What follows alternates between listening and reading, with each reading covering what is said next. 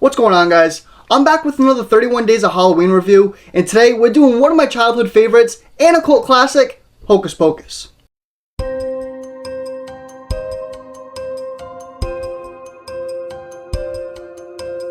Alright, let me preface this video by saying I adore this film.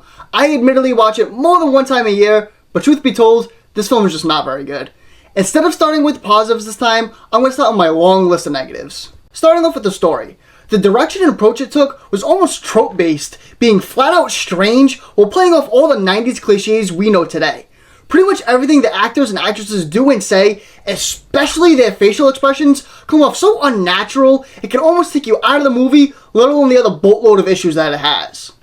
Another issue with the story that I had was not to say that the runtime was too much, because 96 minutes for a film is pretty easy to get through, isn't it?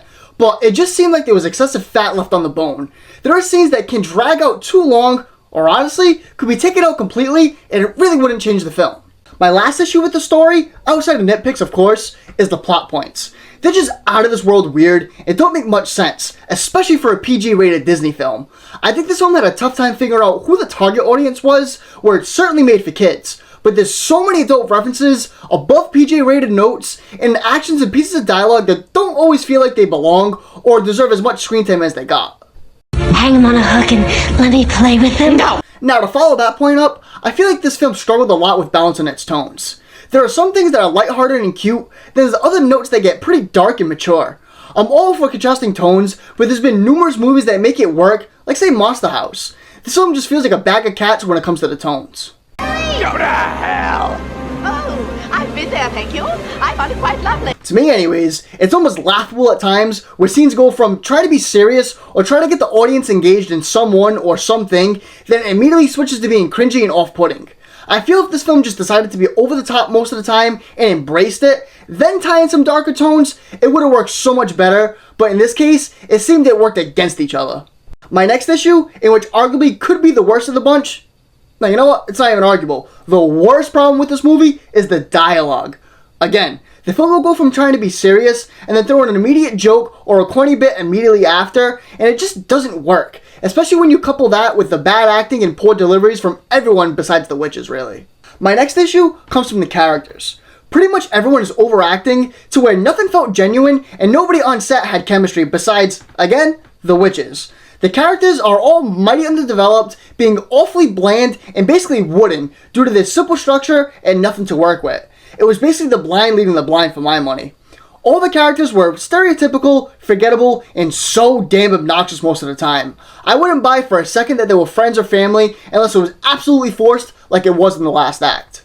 Max Edison is arguably the worst protagonist in Disney history, where he basically has zero commendable traits, being pretty intolerable. His acting and delivery is bottom of the barrel, although it did seem like he did try to care about this film and his performance, but it was almost distracting at some points. Thora Birch as Danny was honestly super annoying as well. She came off almost bipolar, where she was either really happy, or she was mad, or she was crying. Then when it came to Vanessa Shaw as Allison, matter of fact, don't even get me started on her, because she added absolutely nothing to the film. I honestly could be here for hours talking about all the negatives and things that bother me about this film, so let me now transfer over to the good things that I did enjoy about this flick. For starters, the best bit of the entire film was definitely that Halloween feel. It did such a good job, for the time, encompassing what Halloween really is, with Salem being a big part of that, coupled with the witches aspect, the kids trick-or-treating, the production design, the set pieces, and so on and so forth. The next positive I had, although the plot definitely had more bad than good, I do commend it for being fairly simple and to the point, where the fast pace kept me entertained basically the whole time. It did a good job playing into the cheese just enough to make it charming at times, where there was plenty of guilty pleasure sequences and laughs to make the film a fun time nevertheless. And for my last positive, which is probably the backbone of the film, which I already mentioned, the witches. They all really go for it, and it mostly pays off, being super over the top and playing into that charm. Bette Midler is great, and definitely the star of the show, where she had great chemistry with the other two witches, all complementing each other really nicely. Also, Thackeray Binks is pretty cool too, adding a bit of subtle humor to the film, while surprisingly having a few witty moments himself. Overall, if you didn't grow up with this film like I did, I'll be honest, you'll most likely hate it. If you take this film too serious, you can nitpick something in nearly every scene, but if you can just embrace the rawness of it, you'll definitely find some fun within it. It gets a very generous 4 out of 10 from me. Let me know what you think of Hocus Pocus in the comments below, and let me know what film you'd like to see me review next. See you guys on the next one.